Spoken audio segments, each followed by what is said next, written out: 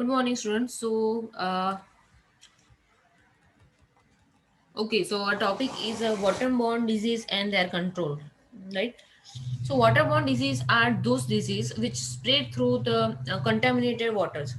So, the waterborne disease are caused by pathogenic or harmful bacteria, right? And the bacteria are found everywhere on the surface of the earth, and they are in a great excess even in a natural unpolluted water bodies. So however, the water contaminated with the sewage provides an excellent medium for the growth of the bacteria. Significant waterborne diseases are: first one is a disease caused by the bacteria. Is a typhoid fever or paratyphoid fever caused by Salmonella typhi, right? Bacteria. Next is cholera caused by Vibrio cholerae bacteria, right? And is dysentery, right?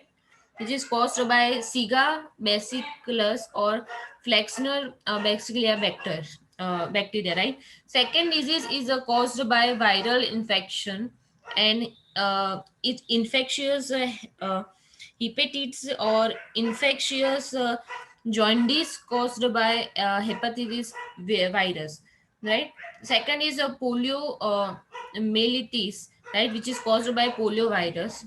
Disease caused by pot- uh, protozoal infection, right?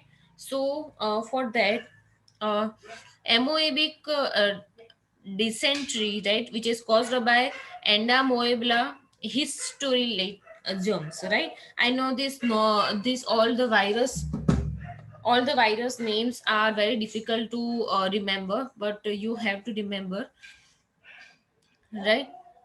uh, so all these waterborne disease are infectious disease, right?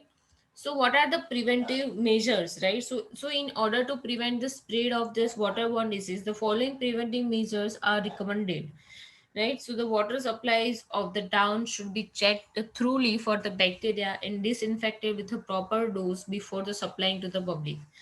The water pipelines should be frequently inspected and tested for leakage. Leaking joints must be repaired immediately to prevent the contamination uh, through these joints. So, while laying out a water distribution system, the water pipeline should be laid sufficiently away from the sewer lines. So most of in the rainy season, surface sources are likely to be contaminated. In such circumstances, the people or consumers must be forewarned and advised to use boiled water. Also, chlorine dose should be adjusted or increased if it required. The people should be advised to maintain cleanliness. The fly nuisance in the town should be observed and reduced to minimum by using insecticides. Next is a Water Prevention and Control of Pollution Act, which is in 1974. So, what are the objectives this act, right?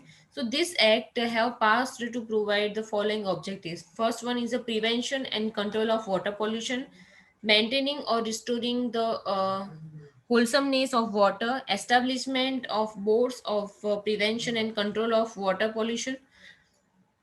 So, definition of pollution under the Act: the pollution has been elaborately defined as the contamination of the water or the alteration of the physical, chemical, and biological properties of water, or the discharge of any sewage or trade effluents, right, which is likely to render such water harmful or injurious to the public health or safety, domestic, commercial, industrial, agriculture, or other uses, life and health of plants, animals, or aquatic organisms, right? Powers and functions of board. So, constitution of central board. According to the section 3, central board shall consist of the following members, right? First is a full-time chairman, right, having a knowledge of practical experience in the matters related to the environment protection, or having the knowledge and experience in the administration of institutions dealing with the matters aforesaid.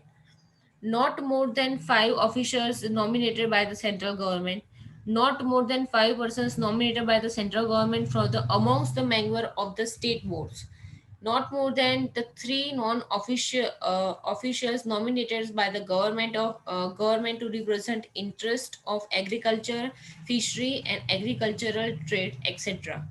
Two persons nominated by the government to represent the companies or corporations owned by the central government, and one full-time member secretary having a knowledge and experience to scientific engineering or management aspect of pollution control, right? Second is constitution of a state board. So under the section 4, the state pollution control board may be constituted having some constitution as a central board.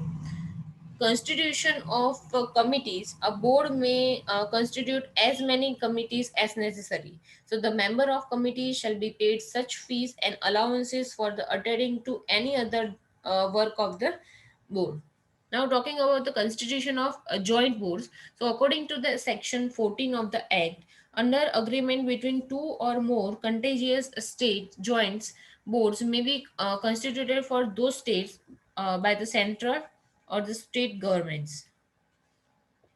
Now talking about terms and services conditions of the members of board. So terms and services condition of member secretary and the chairman shall be as prescribed by the government. So rest of the members shall hold the office for a term of 3 years.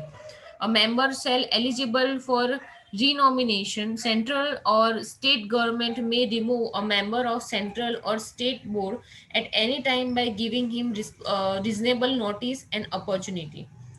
The chairman may resign by addressing his resignation to the government, and a member may resign by addressing his resignation to the chairman.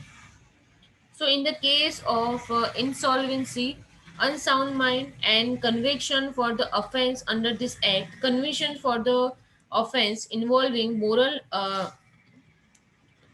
turpitude, inability to attend these three consecutive meetings, abusing positions as a member of board, partnership with anybody dealing with the sewage or trade influence, etc., are the conditions for a disqualification of member. So, seat of disqualified member shall fall vacant, and a person nominated to fill such a vacancy shall hold the office for remaining term.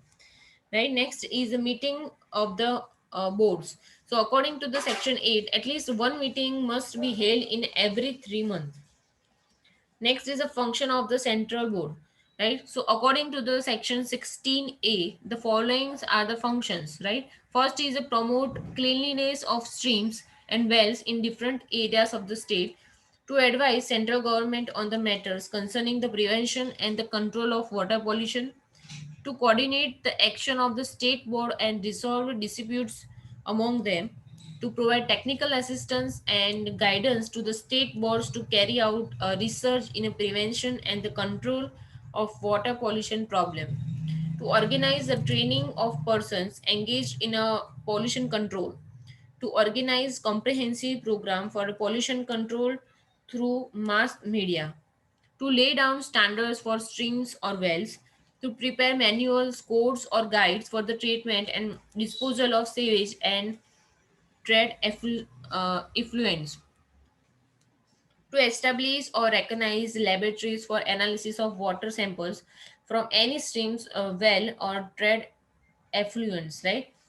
Next is the function of a state board. So according under the section 7b, right, the functions are planning a comprehensive program for prevention, control, and the abatement of pollution of streams and well, advising the state government regarding the water pollution control or the location of the industries, conducting and encouraging investigations and research related to the different aspect of water pollution, to collaborate with the central board for training personnel for handling water pollution program and organizing related mass education programs, inspecting trade effluents and wastewater treatment plant, prescribing effluent standards for the sewage and trade effluents, right? Evolving economical and reliable methods of disposal, treatment, and reuse of the wastewater, especially in the agriculture.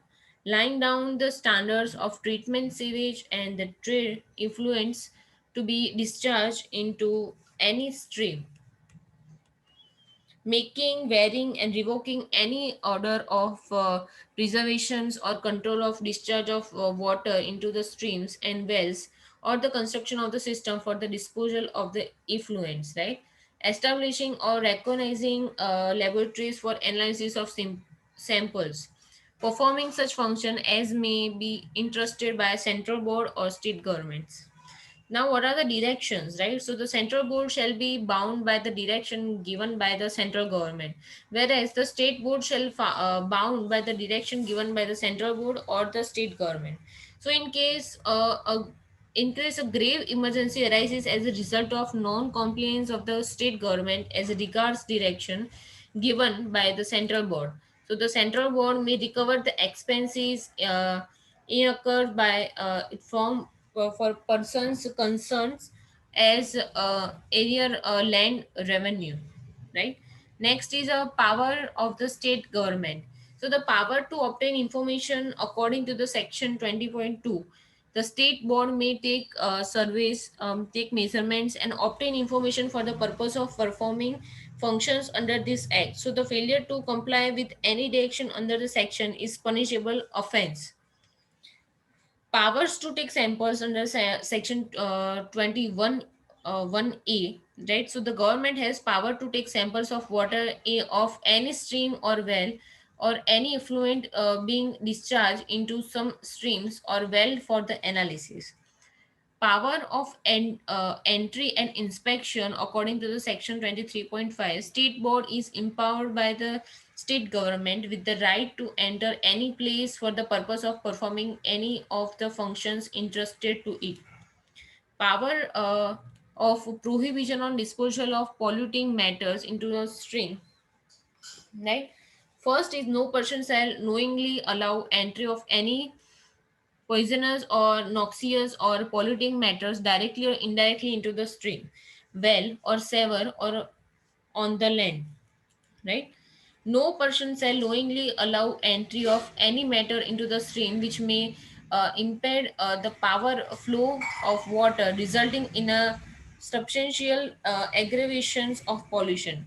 So, according to section 25.7, without the proper consent of the state board, no person shall establish any industry operation or process or any treatment disposal system which is likely to discharge any sewage or effluents into streams or well or on the land.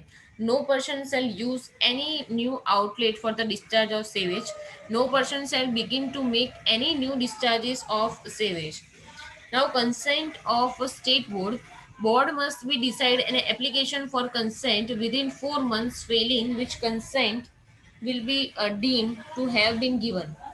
Persons persons already discharging any sewage or effluents into any streams or well or land will have to seek the consent of the state board. A person may appeal against the order of the state board within the 30 days to an appellated authority established by the state government.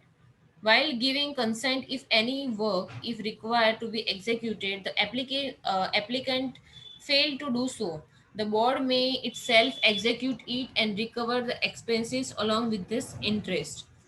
The state board must be informed that in case of due to accident in any industry or treatment or disposal system, any polluting matter is likely to be discharged into any stream, well on the land, which in turn many pollute water. The board may take the remedial measures whatever is necessary.